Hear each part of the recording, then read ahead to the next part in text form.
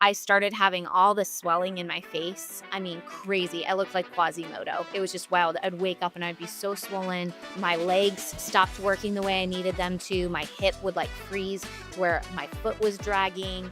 My joints hurt like I had been lifting heavy rocks for hours upon end and I had done nothing. It was just wild. Guess where grief settles? It settles internally into our gut. It settles into the way that our body produces all of the different cells and the way that our cells have health. And at that point, they were saying, we believe you have lymphoma, which is a very scary moment to hit. You know, I had two very young kids. I had a toddler and a baby. And I started to search alternatively. Hey friends, before we dive in, I just wanted to say thank you for tuning in. It means more than you know. When I started this podcast, I wasn't sure if anyone would care about gut health the way I did. But every message, every listen, every share, it's been so encouraging. This year, I'd love to grow this podcast into something even bigger. Something that helps thousands of people who feel stuck, frustrated, and unheard when it comes to their digestion.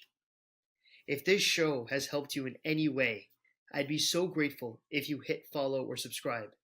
It only takes 2 seconds, but it really helps get these conversations into the hands of people who need them most. Thank you, and let's hop into the episode. Welcome back to the BioBelly podcast, where we explore everything around gut health. From science to real stories of healing, this episode is super special because our guest has lived the struggle so many of us know. And she's found a way to not only heal, but help others do the same. Renee Bergmen is a functional diagnostic nutrition practitioner and the founder of Megaphone Functional Health. After battling her own challenges from infertility and autoimmune issues to chronic fatigue, Renee discovered that true healing starts in the gut. She now helps others restore their health using functional lab testing, personalized nutrition, and something unique you don't often hear in gut health, integrating mind, body, and even personality through tools like the Enneagram. Her approach isn't just about food or supplements, it's actually about treating the whole person. And this conversation, it's going to be so special. It's going to give you so much hope and clarity. So let's dive in. Renee, thank you so much for being here today. Absolutely. So great to be with you. Renee, your story, it's so powerful, from battling these gut issues and these autoimmune conditions to becoming that functional diagnostic nutrition practitioner. For those who don't know you, can you take us back to the beginning of your Yeah. healing journey?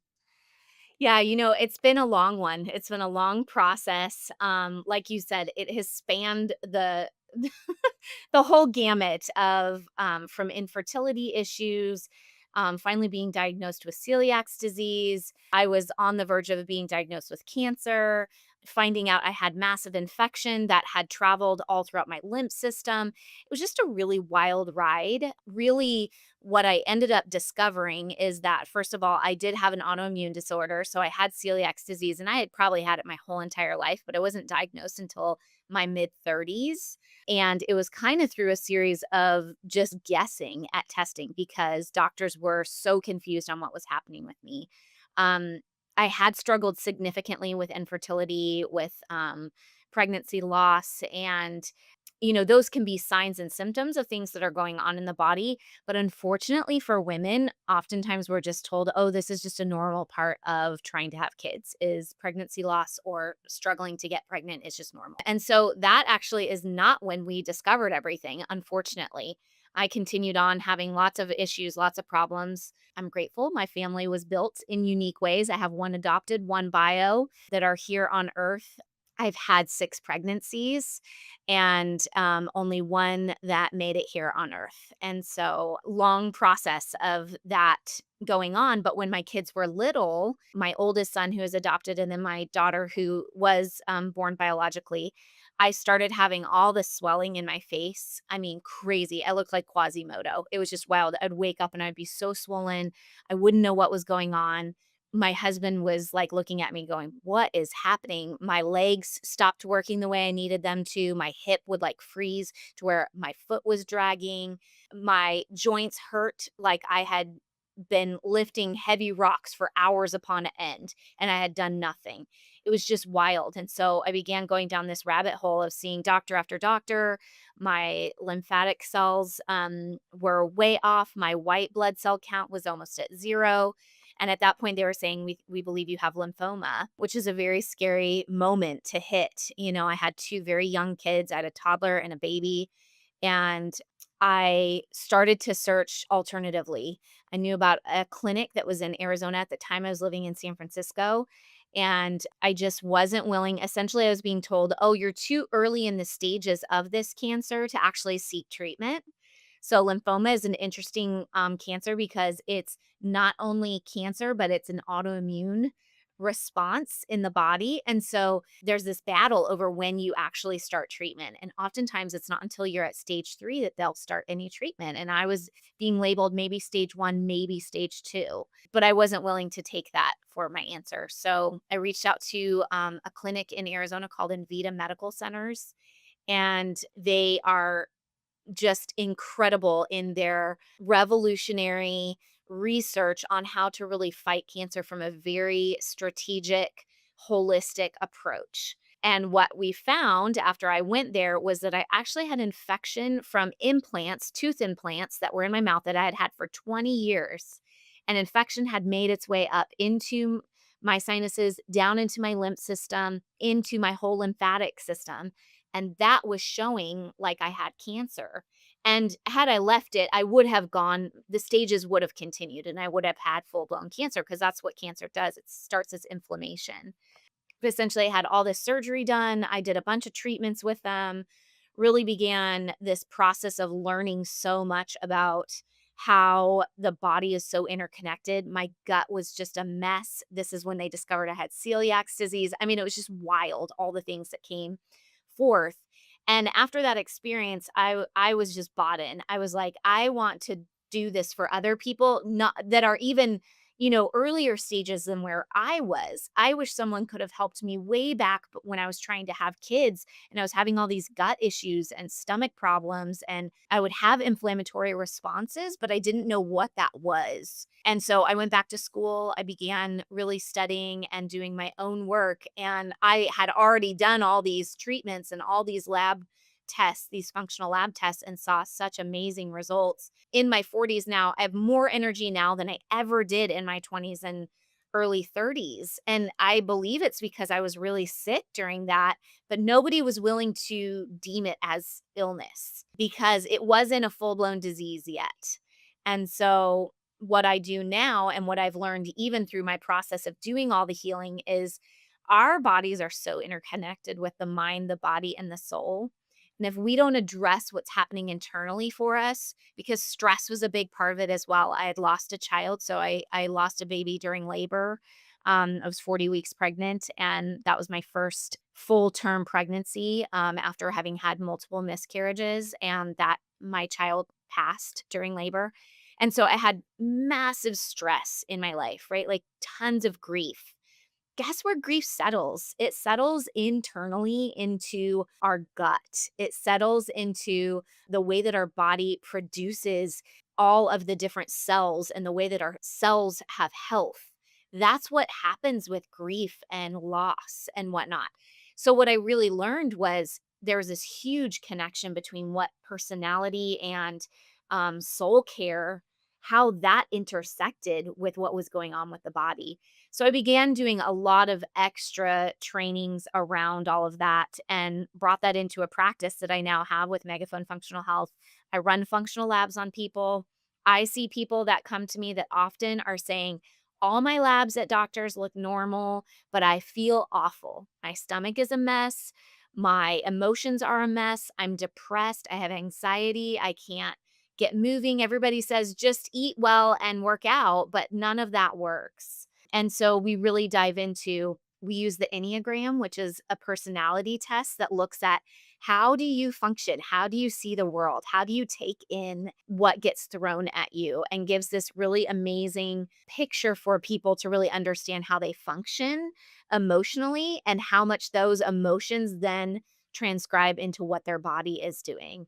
And so we work on both sides of the story. We both work on how they function within, their personal relationships, within their work relationships, their relationship with themselves.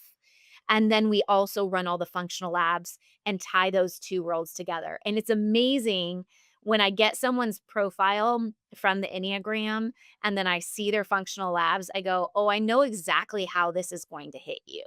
I know what you're going to struggle through in the process of healing. I know the areas that you're not going to want to do because of the way that you take in the world based off of your personality test," which is so helpful for people because not everybody functions the same. Not everybody goes, "Oh, I'm just gonna go hardcore and do X, Y, and Z," right? Some people, their tendency is to run away.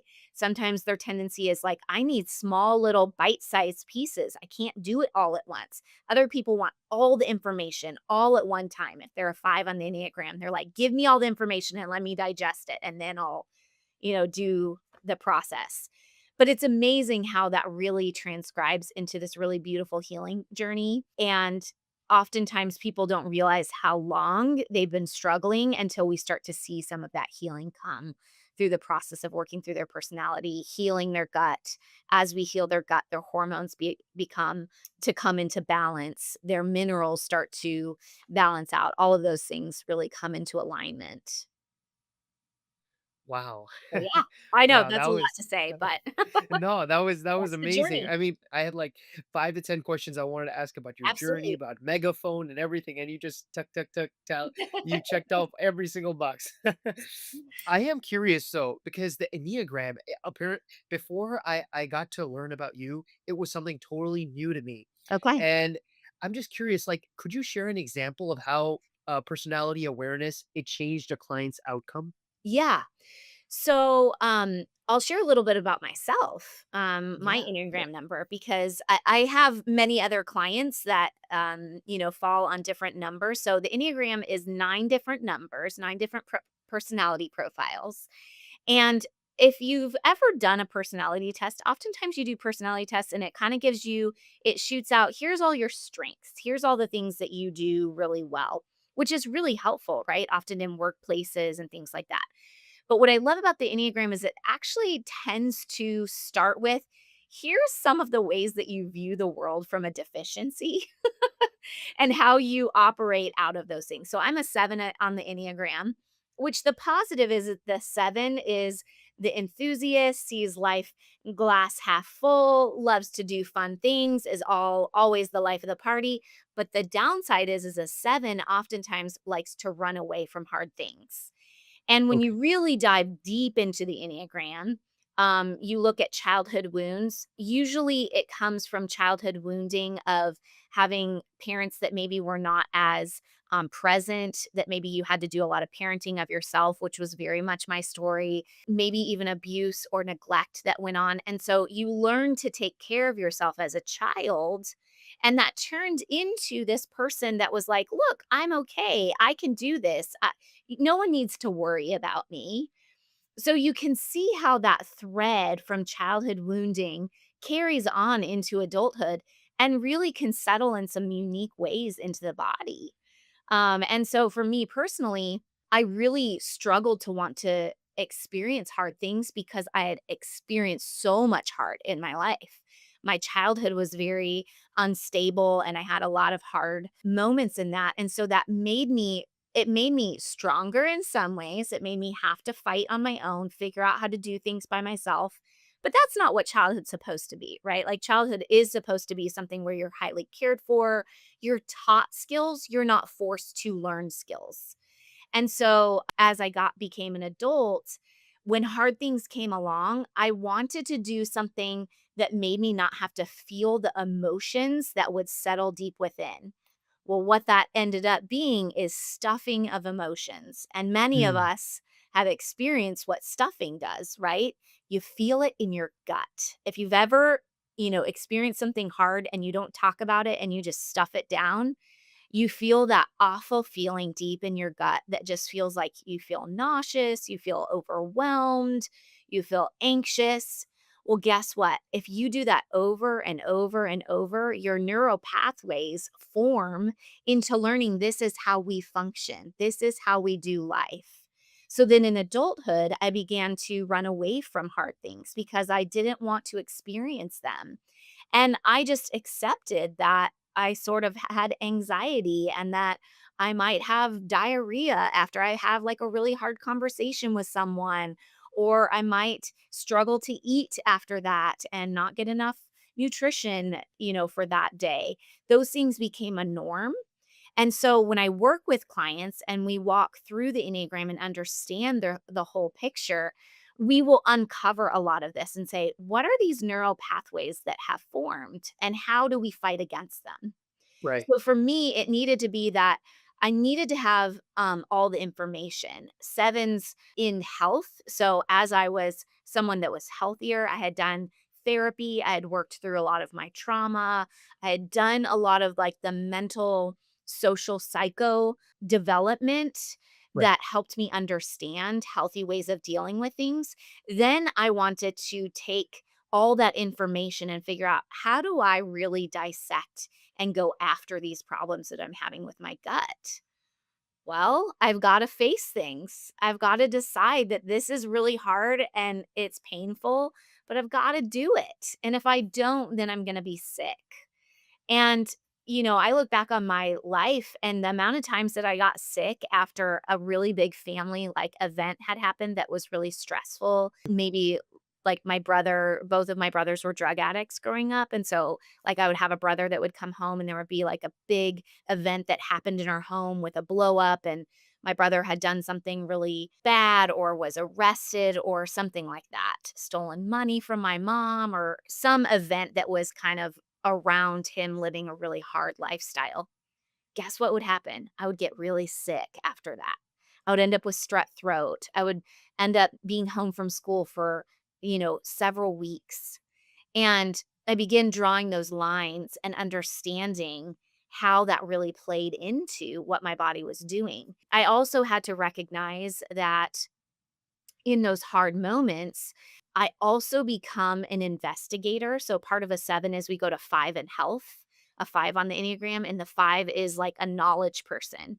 So when I'm healthy and I go to that 5, I do a great job of researching and learning and knowing, and that is my way of seeking health.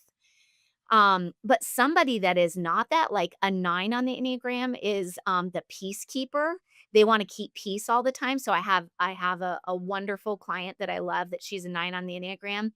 She doesn't wanna have all the research. She's not asking me to teach her all the research. She's like, "Just tell me how to have peace in my life, in my body, so that I can move forward. Just tell me the things to do."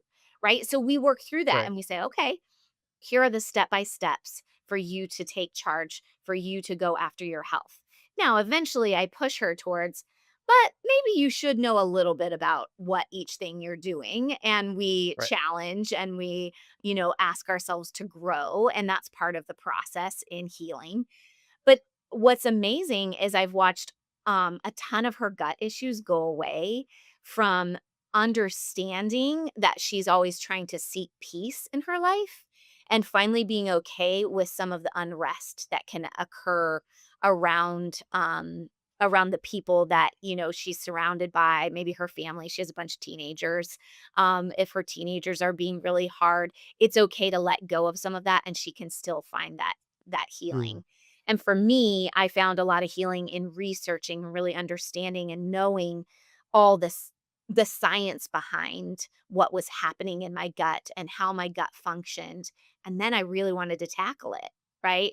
So you see how you start to be able to draw all the way from childhood through adulthood, these ways of functioning bring out an understanding of why the body is doing what it's doing. And then you're Right. able to, reverse engineer the process and go, okay, I got to tackle this. I got to do it and I got to do it well. Yeah. So, Yeah, like, I mean, like, in terms of root cause healing, that's like this method is like a gold standard, Renee. I mean, the first thing I do think is a part of having these conversations, because I mean these are such tough conversations, right? Yeah. About childhood trauma, neglect, abuse, this form of wounding. How is it that you navigate these conversations? Because it's not just Mhm. a gut healing. Now all of a sudden it is a bit of psychology, like a psychologist, where you're really trying to you're trying to create a safe space Yeah. someone can confide in you. How do those conversations usually go? So, I really try and make sure that I stay in my lane. So I tell Right. people I will walk through, these are some of the childhood woundings that typically bring about this Mhm. number. And Right. I tell people, you can tell me whatever pieces of this that make sense to you, whatever part of your story feels applicable for me to understand who you are. But I never force someone to go down that road. If someone puts their hands up and says, "I don't want to do this." Absolutely. We're not going to. And then we Right. just follow labs and we look at labs and we go down that. It's Okay. pretty rare that that happens because I think people start to look at it and they begin to read about their number and they go, "Gosh, this makes so much sense. This makes so much draws so many connects so many dots as to why I have felt the way that I have felt for so long." But I also am very clear with people. I say, "Listen, I am not a trained therapist." And so if they reveal something, so if I were a client and I came in and I said, I had major childhood abuse and trauma, I had this childhood of unrest, I would say, "Gosh, I am so privileged to know that about your story. Thank you for sharing that with me. Can I make a recommendation?" My recommendation would be these people who I know are specialists in trauma to begin unraveling some of that trauma as we continue to work on the physical side. So we can talk about how it has impacted your personality. And you and I'm an expert in how personality plays into that and how we can use that to really seek your healing. But when it comes to really diving into the trauma, let me recommend some people that you can go see that are trained in this. Oddly enough, I'm in a master's program right now to get licensed as a therapist because Wow. I oddly find myself in situations where really people want me to be both their therapist and help heal their gut. And Right. there is so much interweaving of it. I've just finally gone, I think these two worlds are way more interconnected than anybody wants to admit. Elevated, and we see healing just burst through the ceiling, and we see a lot of results.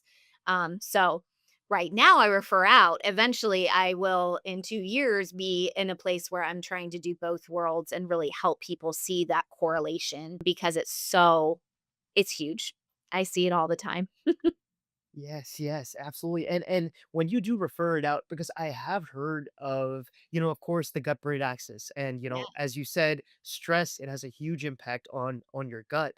And one thing I've been learning about is gut hypnotherapy. Are these gut hypnotherapists that you're referring these clients to, or they're more towards just like therapists, like in that specialize in navigating people through trauma and stress? Typically, just people that are trained in trauma and, Okay. whatever particular item that person is needing to deal with. So I have built a network of people in my area of people that very much agree that there's this gut brain connection, but this is just their specialty, so they kind of Right. deal with that side. The gut hypnotherapy, I haven't found as many people. I have a couple referrals and I do send people there, but people are a little more apprehensive to go that route. Because therapy has just finally, after decades of people pushing therapy is so important, it finally is like this normalized piece of life that it Right. doesn't mean that you have to have a dramatic story to need therapy. I might have Hmm. someone come to me and they're like, "I've never had, abuse or major trauma in my childhood, but I have major anxiety and all this stuff." And we begin talking, and all of a sudden I'm like, "Oh, wait, you had a car accident when you were in your teens? Tell me about that. Tell me about what happened when that occurred." And the body shifted when that one event occurred. And me saying to them, That's not an odd thing to me to go process through that and work through how that then began to make you really anxious when you drove. And every time someone slammed their brakes on, you had a visceral reaction, right? Like it can be this Yeah. small, lowercase trauma that occurred that someone needs to go work through, or they have a relational piece in their life that feels really difficult. They're really afraid of dealing with relationships. And I'm like, that's okay. That's normal. All of us have these issues, right? And so going to therapy is much more normalized these days. Hmm. And when you find, I've really tried to find very, very good therapists that really know their stuff and aren't just, out there to make a buck, but are really wanting to see people healed. They believe in what I'm doing, and that commingling of the two worlds, and it's just a beautiful, transaction to see happen.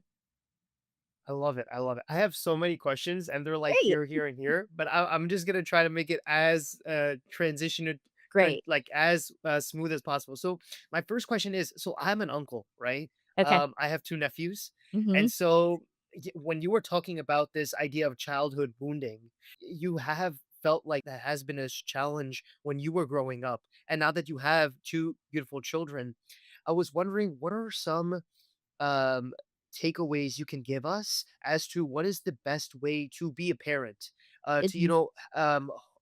nurture to provide a nurturing environment to make sure our children are healthy in mind, body, and spirit. Yeah. So number 1, you have to acknowledge you're never gonna be perfect. Okay. You're just not. No parent is perfect. But the flip side of that would be, number 2, do your work. Okay. So, if you are not someone that has done your own work and figured out the areas of your life that need healing and that you need to have regulation in, because all of us have it, right? Like nobody Hmm. had perfect parents. Even the best parents maybe yelled at you sometimes, or maybe you went to a school where there was bullying. Maybe you had a boss that was really difficult in your early years of, you were in development and that kind of created this like anger within you. If you don't do your own work personally as a parent, you will pass on hard things to your kids. This is why we see abuse cycles, right? Like if an abused child does not get the help that they need and does not get support and kindness, is very, very likely statistically that they will become an abuser because we catch more than we are taught. So, what I Right. mean is, we catch what's happening in our home. So, if parents are dysregulated and they can't regulate their own nervous system and they're constantly in a flurry and not okay in life, and there's not good relational dynamics between husband and wife, then that is going to be caught by the kids, regardless if they're saying something different or they're teaching something different. So I believe that physical gut health in children begins in the womb with a parent of Okay. that parent learning to regulate themselves. Now, I live in a family now that is I have an adopted child and I have a biological child. My adopted child, his nervous system is not as regulated because guess what?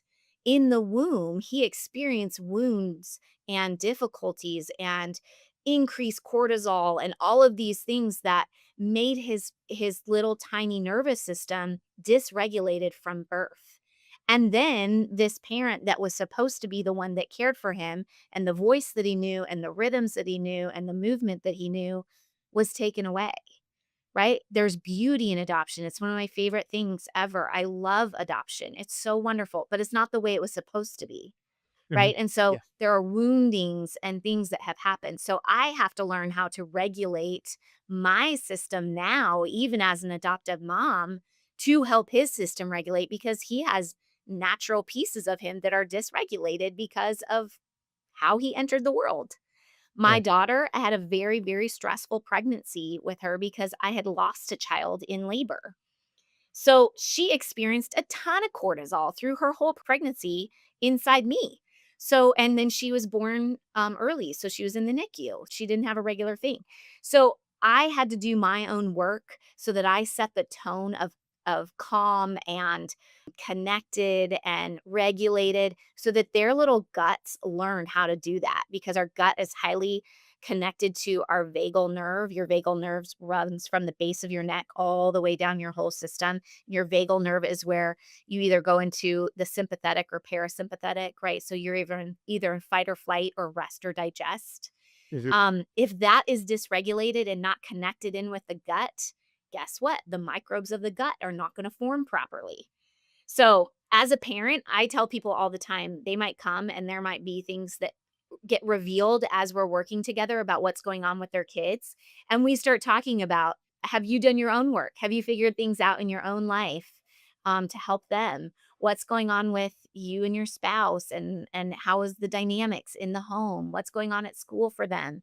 So I see a lot of kids and I'll have kids come that have gut issues and oftentimes we can draw it back to there's some kind of dysregulation that has occurred. Now, there's science to, there's just microbes that can be off in our gut, and we have come Right. in contact with parasites, and we deal with all of that. So we look at parasitical activity, worm activity. We look at, are we getting enough nutrients? Is the body absorbing appropriately? All of those things, which is why I use labs and use functional labs because we want to see the science of how the body is working. But if we don't also add on this other psycho-emotional side of it, a lot of times I don't see people heal. They Right. might take all of the same supplementation, they might do all of the same food changes and movement changes and, seeking light and sleeping, but they have a bunch of emotional disrest in their relationships and they don't find healing. So I know that's a really long explanation, but I'm just so passionate that kids have parents that are regulated, and if they're regulated and they work on themselves, the kids tend to be a lot healthier physically because their nervous system is regulated to their parents' nervous system. Right. And by the way, if I'm looking down, it's just me taking notes. I know, I can see. I I'm love it. I love all the notes you're taking. I'm eating everything up. Yeah. My follow up question, Renee, was like, of course, if someone has spent so many years, right, bottling up negative energy, just dealing with those massive bouts of stress, it's like those tendencies, of course, they become habits, right? And as you Mhm. mentioned a bit earlier, they become like these neural pathways that you have to kind of at first introspect and then hopefully break down to make sure we're stepping towards healthier decision making, healthier tendencies. To me, that feels like a bit of a very tough mission, right? Mhm. Because you're trying to basically break down Mhm. tendencies that have been compounded, like cemented over like the past maybe 2 3 decades. Yeah. So how is it like? I know, of course, conversations with the patient itself is a huge needle mover, but along with that, like, what are tactical steps and exercises we're doing to effectively break those neural pathways and hopefully get people towards healthier decision making, healthier tendencies? Right. So one of the first places that I go with people is making sure that they have a healthy circadian rhythm. So Okay. your circadian rhythm has a lot to do with, your body naturally waking up and when it needs to go to sleep and rest. And one of the simplest ways that I tell people to begin regulating their system, even if they have to do a ton of other work that needs to be done, is seeing sunlight first thing in the morning. So, with no sunglasses, no like protection, no sunscreen on, even just for 5 minutes, it will completely reset the brain and how the brain functions when it comes to the circadian rhythm. So, early morning light is one of the number one things I tell every single patient of mine. You have to get early morning light.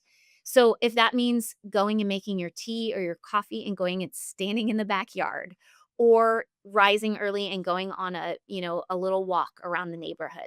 Some people love to go in and get their exercise in at that time, but most people are needing to do other things. And so I tell them, if you can't go for, a good long walk, I'm talking 5 minutes of standing in your backyard and letting the sunlight hit your eyes.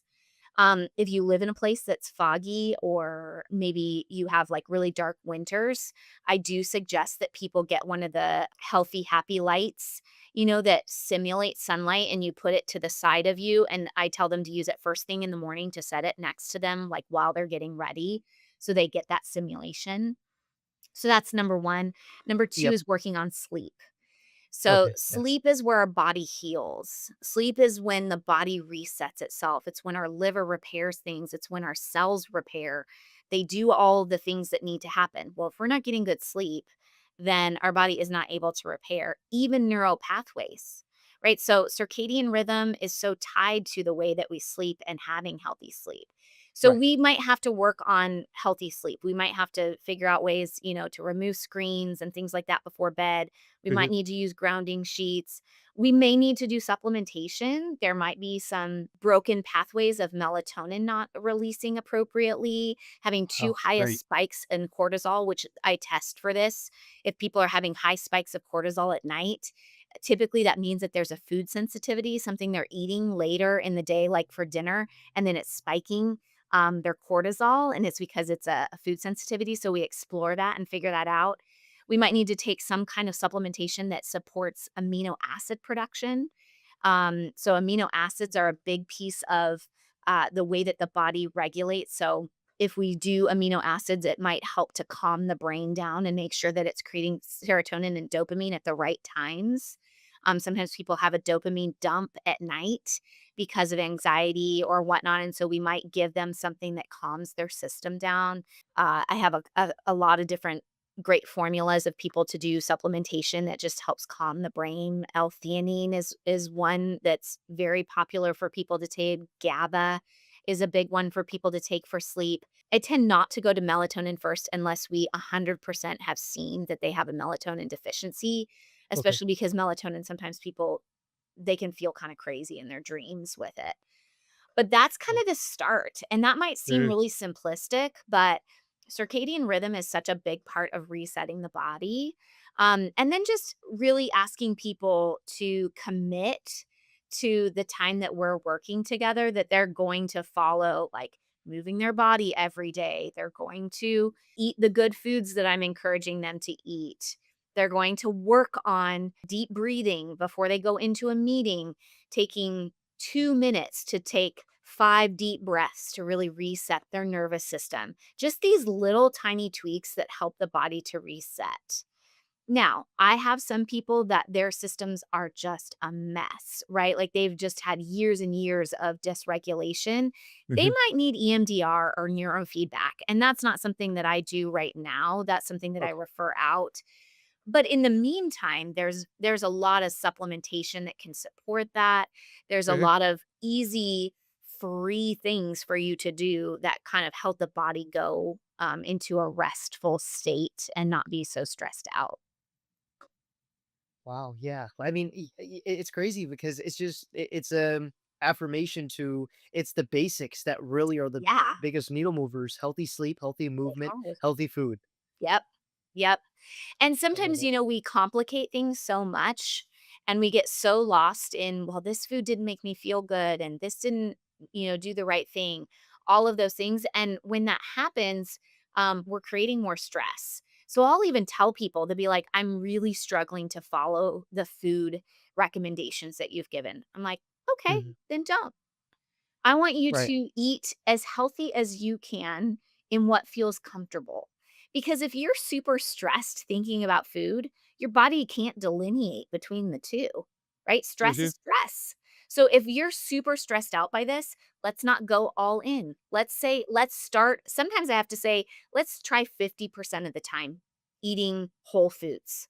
Is Mhm. that doable? Does that feel less stressful? And building up tolerance to that. Sometimes we go way overboard and we go, man, I got to change everything I'm eating all the time and I need to do it 100% of the time. That is not realistic and it's not sustainable. So I tell people all the time start at the amount and the percentage that you can do. So if I have someone that comes to me and they're eating all processed food, they have never really cooked for themselves, they eat out about 80% of the time, if I tell them to cook every single meal and eat a paleo diet, it's not gonna happen, Right. Right. right? I'm setting them up for Yeah. failure. So we're gonna take little steps at incremental times, and as they begin to experience some of that healing, it catches fire and the body goes, "Ooh, I like that." and it tells us that it's happy for it. And so then it gives you more momentum to take a few more steps and a few more steps. Same with working out. I tell people it is better for you to work out twice a week consistently for a long period of time than to do 5 to 7 days a week for like 3 weeks and then get burned out on it and stop. And then Right. do 5 to 7 days a week for 2 weeks and then stop for a month. The Mhm. body is more stressed by that than if, hey, I can only fit this in twice a week and I'm getting 40 minutes in twice a week.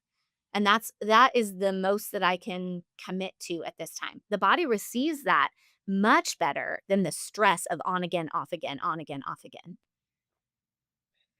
Wow, yeah, yeah, absolutely. And just to backtrack, when you were mentioning Renee, how you were talking a bit about it, about like the sympathetic and the parasympathetic nervous system, and how when we're stressed, it's like a flight or fight, and when it's the parasympathetic, it's like a rest and digest. Mhm. Um, Beyond that, I was wondering if you could share insights as to what is the science behind how stress manifests as different things. Like I think earlier you mentioned how stress early on it would manifest as a strep throat, you know. But to me, not knowing a lot about the science behind it, to me it seems like wow, like that's how did that connection happen? Like Mhm. if you could teach us like what makes it that stress somehow collects in our body and how that manifests into different health issues. Yeah. So your vagal nerve is really responsible for a lot of this. So the vagal Okay. nerve is something that has to be healthy because it's what regulates our nervous system. And when the nervous system is off kilter and it can't find equilibrium, the rest of the body is sort of putting all its energy towards that. That's why when you feel anxious, like if you have a bout of anxiety, everything else kind of turns off. If you'll notice, like if you're really anxious, you're not very hungry. You might not be able to like work out. You maybe can't think very clearly and make a really clear decision.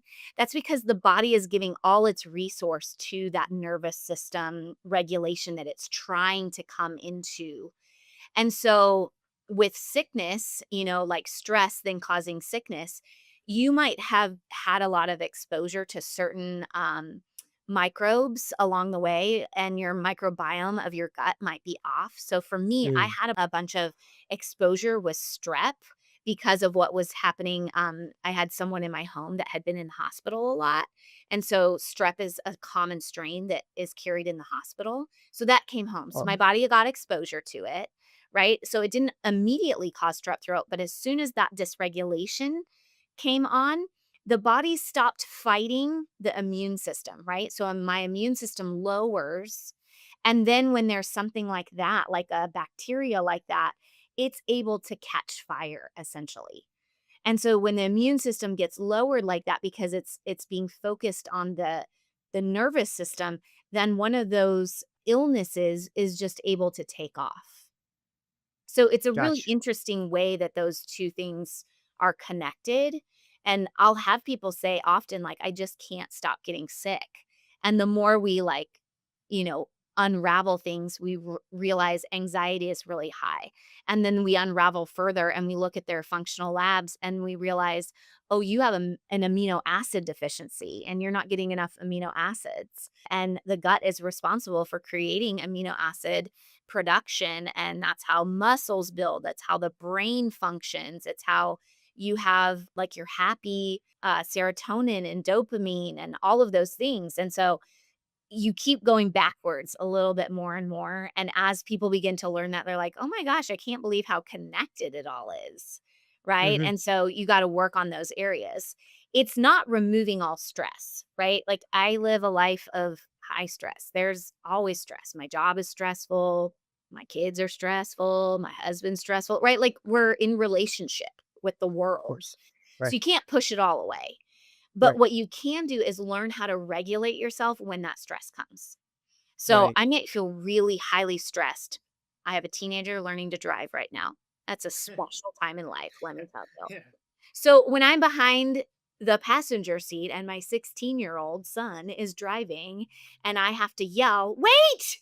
because he's about to go through a yellow left turn, not Right. making sure that those people have stopped because he Yeah. doesn't know yet that you have to wait. He just thinks he has a right of way. That cortisol rises, I'm anxious, whatever, right? Yeah. My hunger disappears, all the things. I might even be angry. I have to learn to regulate in that moment because otherwise that stress is going to carry and it's just going to keep going, right? The body is not going to release it. So to regulate after that, I settle down and I've gotten him safely through the light. I have to take deep breaths. I have to go, Mhm. you're safe. Number 1, you're safe.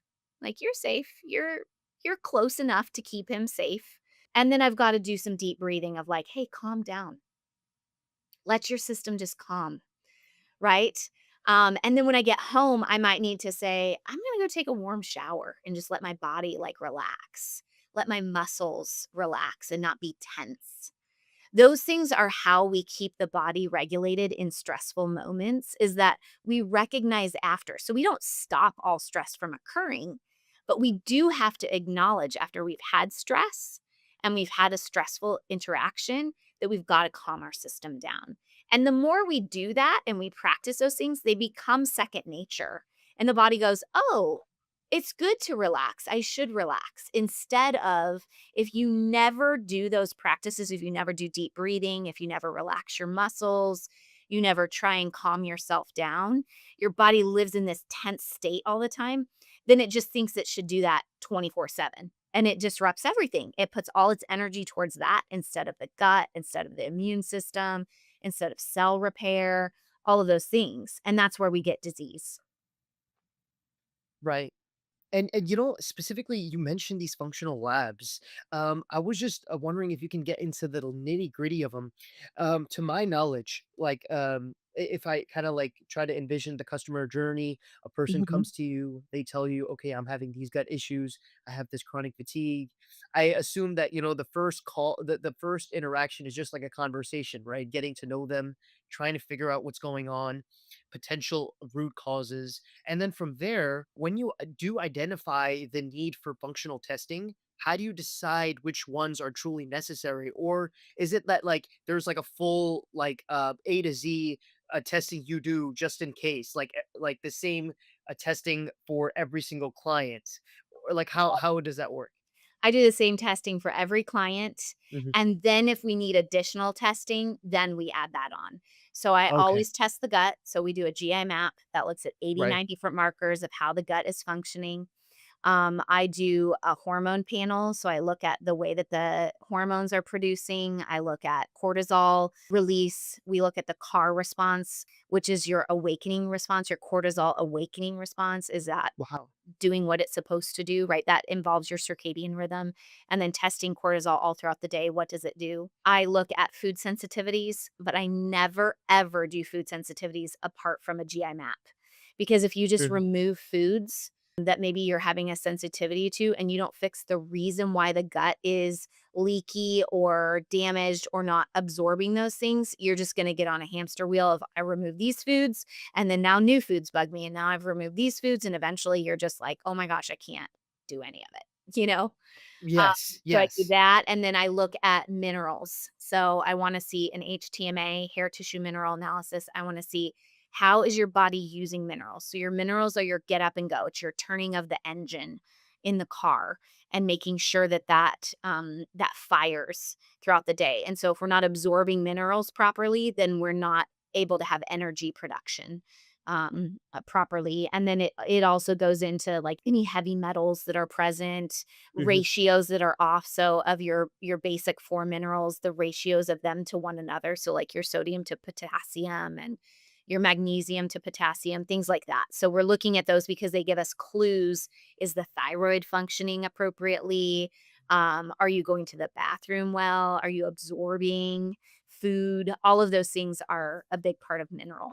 So those are the 4 major tests that I do. And then if I have Mhm. someone that's having, extra things, we might test for celiac disease. We might look at their blood panel to see what their CMP looks like, which is just like their basic blood panel that the doctor would give. And there's like functional ranges that I look at to see, oh, this gives me a clue that this area of the Mhm. body is not functioning appropriately. We might need to test like for mold exposure. So some people have had massive mold exposure. So we might go down that rabbit hole. Now, I don't do those things until we've done the basic labs and we've worked through those protocols and we see where healing is at. Unless someone's coming to me and it's very clear up front, we need to address mold right off the bat. Like it's, right now I have a Right. client that works in helping to clear people that are hoarders, which is a beautiful line of work. It's so Right. brings so much humanity to these people and he's such a Right. wonderful person. But that's really difficult because when you've hoarded things for years on end, there's a lot of mold. So immediately when he came to me, I was like, all right, we got to run a mold test right off the bat with everything else. We actually need to run a whole toxic panel because you're getting exposed to a lot of toxins going into Mm. these homes. And then we work through that.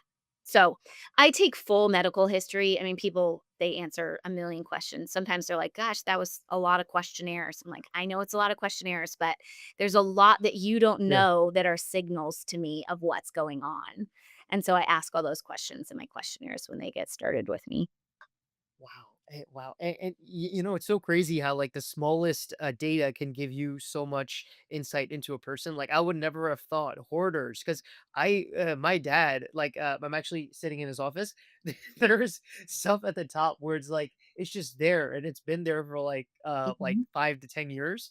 Not, touch wood, he's a very healthy guy, but it's just like, it just makes Yeah. me think like, yeah, like mold exposure, of course it Mhm. does increase if you're hoarding things. Yep. Yeah. Wow. And so specifically, like, these because I am a bit new to the science behind it, the food sensitivities. I love how you said that you can't just put a short term band-aid on it by just not having Mhm. that food. You have to almost like increase your body's capability to be able to digest that food or figure out that root cause for why your gut Yes. can't be able to digest that food. If you could walk us through that, like what is going on in the gut that's causing like this food sensitivity and what's like the root cause approach to kind of reversing that and Yeah. making it more comfortable for the person to have those foods. Yeah. I apologize. I have to plug my computer in because it's about to Oh die. yeah, yeah, yeah, take your time. Yeah. There we go. I'm not Um, it's so funny because I literally don't have like I feel like it's been a second and it's already been like 50 minutes. I know, I know. I'm having Um, the time of my life. yep. So it's really important to understand how the gut functions. So the way that things are set up, we have a barrier and we almost have like these little fingers that are along there. And those Okay. fingers line our intestinal tract and Mhm. they are part of absorbing food. So those fingers line along and they literally look like fingers and they're nice and healthy and they flow with, the movement of food coming in and with water and things like that. But when they get damaged, we might call them blunted. They start to look like this. Basically like the fingers kind of curl in. And they might Mm, even have these little passageways. So you have these passageways that flow between the fingers that are supposed to be tight junctions. That's what they're called. It's called a tight junction, and when that tight junction begins to open too far, now a food particle can pass in.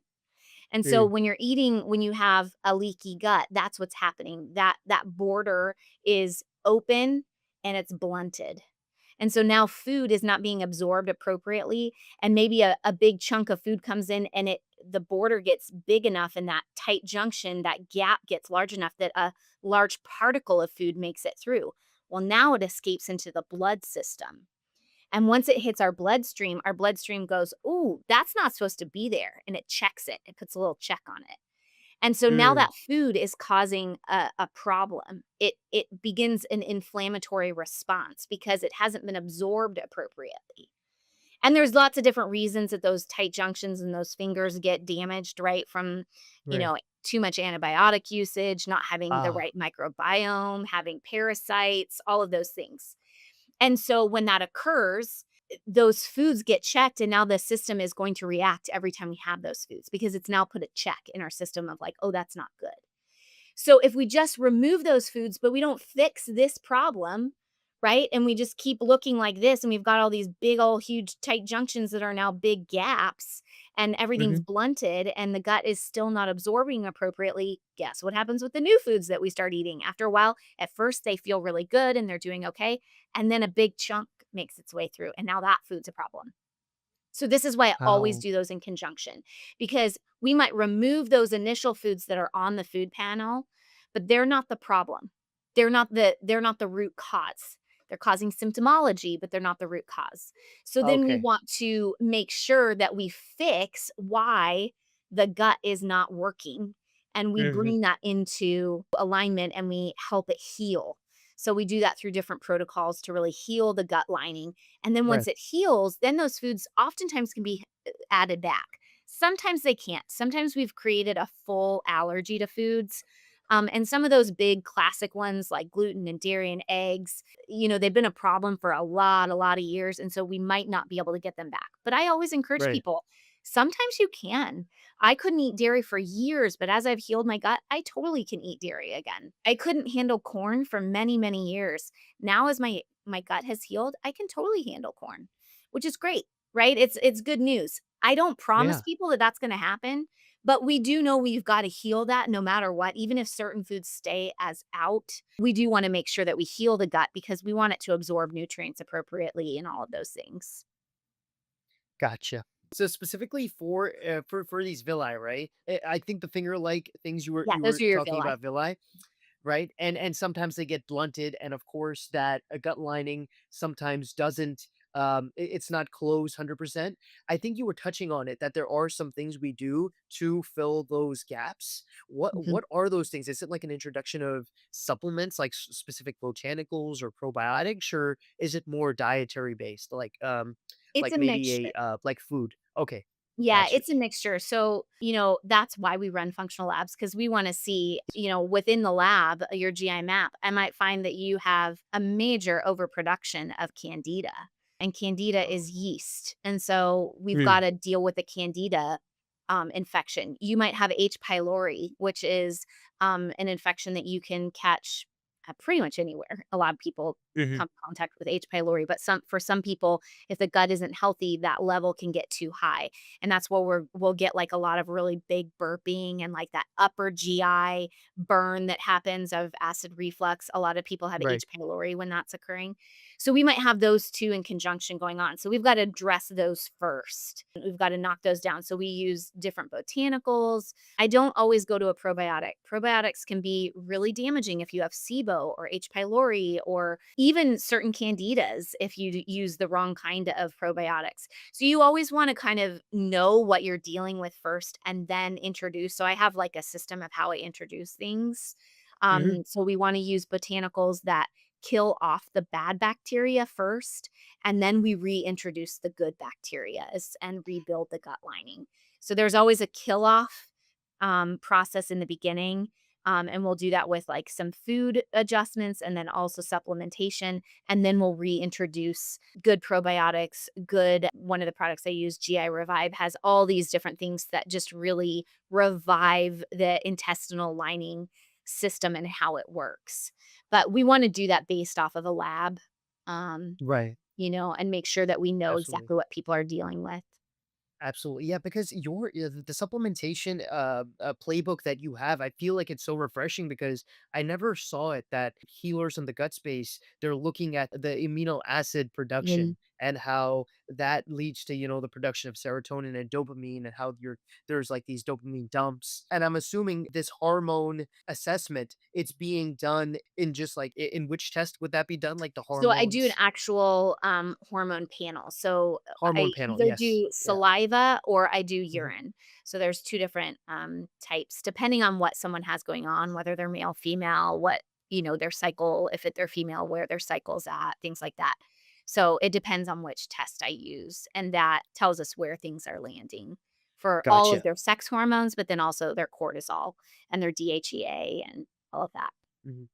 Gotcha. And so, besides like the calming supplements like L-theanine, maybe melatonin, if melatonin neural pathways are broken, as you mentioned, the amino acid producers, the occasional probiotics, if you have ruled out the SIBO or the H. pylori that you mentioned. Besides those, what are other and GI Revive that you mentioned to I guess restore the gut microbiome? What are other supplements that you feel like are your favorites in addressing very commonly occurring gut problems? Um, well, I definitely use, different products for parasite activity. Parasites are really Okay. common, so I Mhm. love to use a Parafite kit that really addresses parasites. That's a hard question.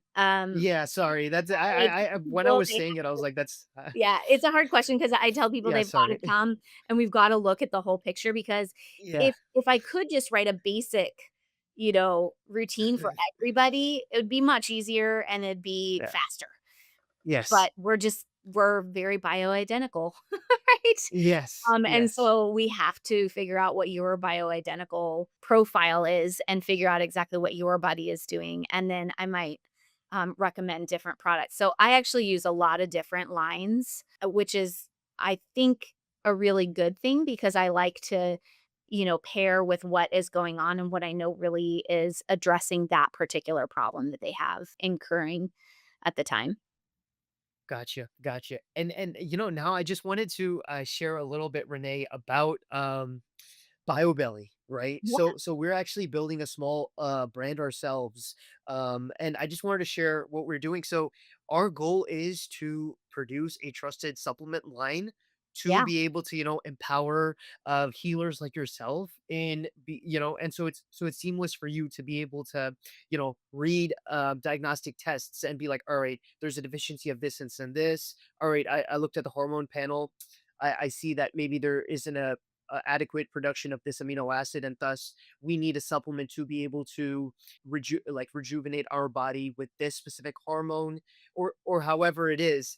And so that's kind of our goal, but along with that, what we want to do is kind of build a platform, an ecosystem where someone with, for example, IBS, they could get access to everything they need in one place. So from a gastroenterologist to an IBS dietitian to a gut hypnotherapist to a functional diagnostic practitioner, like yourself. Um, I was wondering, like, if you had what your take of that was, because I loved how early on you were touching on the point that you have a network, right? You have a network of all these medical professionals mhm. that you can ask, that you can refer your client to.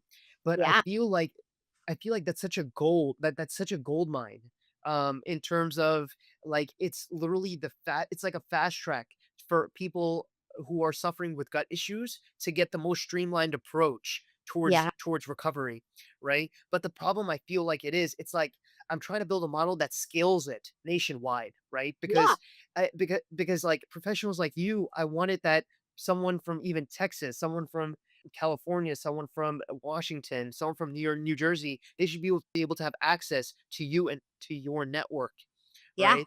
And that's kind of our goal at BioBelly, creating that brand. And of course, like, things are up in the air, but we even have like this component of insurance with it, where yeah, we know that healing, it's expensive, yeah, and talking about stress, expenses are a whole nother stress. And so if someone is just, trying to join two pennies together to be able to get the care they need, it's not yeah, exactly a very stress-free retreat that our body deserves. So like, we're trying to incorporate that factor. So it's like, maybe partnering with medical professionals who are covered with certain insurances. I have to figure out that area better. But yeah, like, I would love your thoughts and yeah. any of your wisdom.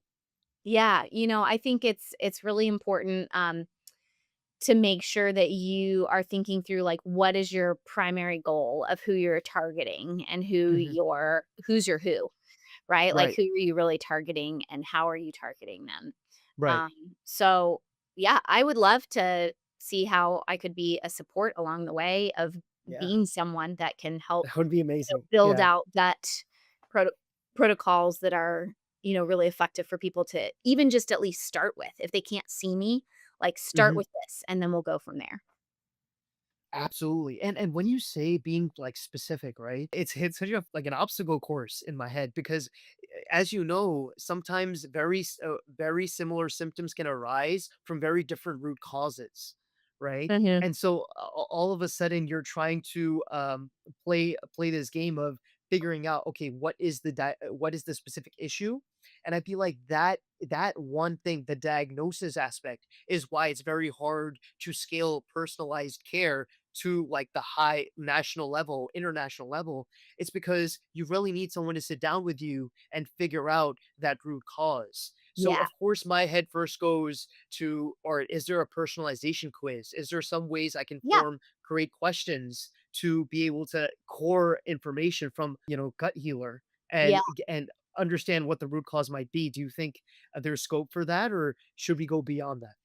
Yeah, I think that that's a doable thing. Yeah. Definitely. So I would love to give you more. I actually do have to go to another meeting because I Okay. just Yeah. Yeah. it's 12:08 and I was supposed to do Yes. Yeah. a 12 o'clock meeting. Yeah. Sorry. But yeah, I think why don't you start sending me some info of what you're trying to look for, what you're trying to Absolutely. work on, and I'd love to contribute in that way. Thank you so much, Renee, for Yeah. this amazing conversation. I feel like the key thing that we learned is that the true superpower that we all need is not pushing away stress, but being someone who can regulate stress. And with superwomen like you to enable that, Yeah. where could people reach out to you and learn about how they can get help from you? Yep, so they can go to Yes, megaphonefunctionalhealth.com, and you right. can schedule a free consult, and we can chat right on there. You can also find me on Instagram, Megaphone Functional Health, Mhm. and you can DM me as well. Those are 2 of the best places to reach out and, schedule a free consult and really be able to ask some questions and dive in and see if there's a way that I can point you in a direction, and if I'm not the right fit, I'm a big proponent. If I can't help, I will absolutely direct you to somebody else that can help that I know has a specialty in something that you have. So I'm not someone that's going to just say yes to someone just because they're willing to work with me. I'm going to make sure that I can actually help them before I dive into, saying yes. So Thank you so much, Renee. And I mm, have to say, Megaphone, it's such a genius name because I was looking at your website and it's how like what are your internal organs saying? And it's like a yes, megaphone to be able to your body I is a love it. megaphone yelling to you. You need to heal it. We need to heal it. We need to heal it. Well, thank you so much, Renee, for all your time. And I'm super excited for our future conversations and where BioBelly goes and hopefully having you along with the journey. Yeah, Thank you. sounds great. Thank you so much. Thank you. Have a All good one. right. Bye bye. Bye.